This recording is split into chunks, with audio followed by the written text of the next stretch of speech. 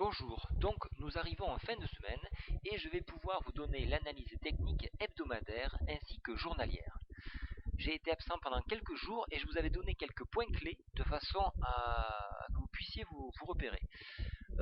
Avant d'attaquer l'analyse, je tenais à vous faire remarquer que j'ai changé le curseur. Vous me direz si c'est beaucoup plus facile de suivre mes mouvements sur le graphique. Je changerai également la résolution du graphique et là aussi il faudra me le commenter donc sous cette rubrique en participant aux commentaires ou tout simplement m'écrire par newsletter. Donc en hebdomadaire, nous avons touché la médiane de la fourchette 112 comme je vous l'avais proposé et la continuité voudrait que nous allions rejoindre le haut de la fourchette sur 3300 euros, pardon pas euros mais points. Donc ça c'est pas trop mal. Donc ici nous arrivons presque en fin de SAR baissier et théoriquement la semaine prochaine nous devrons débuter sur un SAR haussier, donc un début de mouvement à la hausse qui pourrait se prolonger donc jusqu'à ce contact ici. Alors au niveau des indicateurs oscillateurs en hebdomadaire, donc on peut voir que la MACD se redresse. Donc on est toujours dans le rouge mais ce qui laisse donc énormément de marge à la hausse. Tous les indicateurs sont alors ici le stochastique sort légèrement de sa survente, voilà pourquoi je l'ai mis en gris. Mais donc c'est pour vous montrer la marge que nous avons la hausse, elle est conséquente. Le RSI n'est que à 38, donc la survente est à 30, donc on peut aller jusqu'à 70 sans problème. Donc ça se concrétise pour rejoindre donc le haut jusqu'à la résistance 3320 ici. Maintenant je vais venir en journalier. Donc en journalier il y a beaucoup de choses à dire.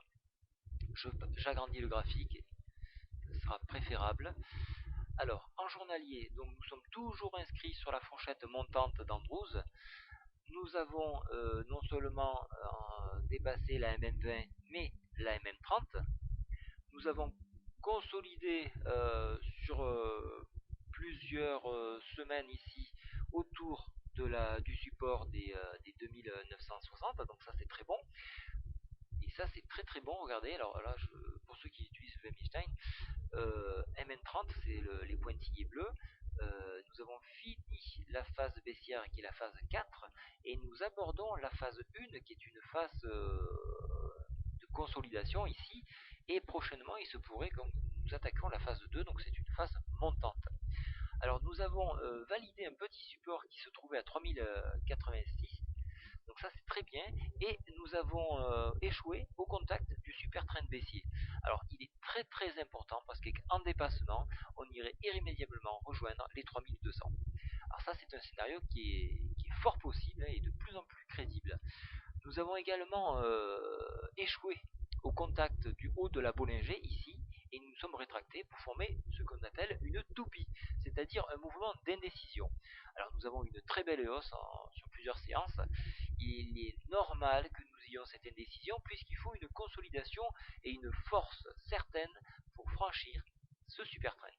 Alors ce que je vous propose cette semaine, plutôt lundi parce que je serai là donc je pourrai vous le commenter jour par jour, nous allons probablement avoir une prise de bénéfice, nous ramenant au contact des 3000 sur le support 3090 et alors là je vais tracer un peu plus de droite, revenir à peu près au milieu du Marubozu que nous avons eu donc pas vendredi mais jeudi, qui se situerait à peu près à 3050. Ça c'est une forte probabilité, mais le mouvement est à la hausse. Alors pour ceux qui jouent en moyen terme, vous pouvez le laisser, il n'y a pas de problème. Ceux qui jouent en intraday ou en scalping, ça serait intéressant de shorter pour venir chercher cette zone, puis pour repartir vers la hausse. Alors pour mon cas, moi personnellement, je vais jouer la baisse en open pour aller chercher ce gap là, au maximum bien sûr, mais je reste sur une continuité haussière en allant chercher les 3250. 3250 qui seront probablement touchés d'ici la fin de la semaine. Maintenant je vais venir sur les indicateurs oscillateurs, donc on voit que la MACD se redresse parfaitement. Alors attention, le stochastique est en surachat, voilà pourquoi je préconise une petite prise de bénéfice. On peut également le retrouver sur le Williams, cette survente, bien que le RSI a encore de la marge à la hausse. Alors voilà, donc c'est pour ça que je pense qu'il faut qu'on attaque fort cette résistance pour casser et partir. Donc voilà, petite prise de bénéfice en entrée, et puis on avancera encore. Alors je vais un petit peu modifier mon money management, parce qu'il a été mis à rude épreuve. Je vois que j'ai un taux de réussite sur le cas qui dépasse les 95%. Donc je vous expliquerai en newsletter quelle sera la nouvelle optique pour gagner encore plus. Voilà, je vous souhaite un très bon week-end, je vous couche ça sur papier et je vous l'envoie par newsletter puisque je donnerai quelques précisions supplémentaires. Bon week-end à tous, au revoir.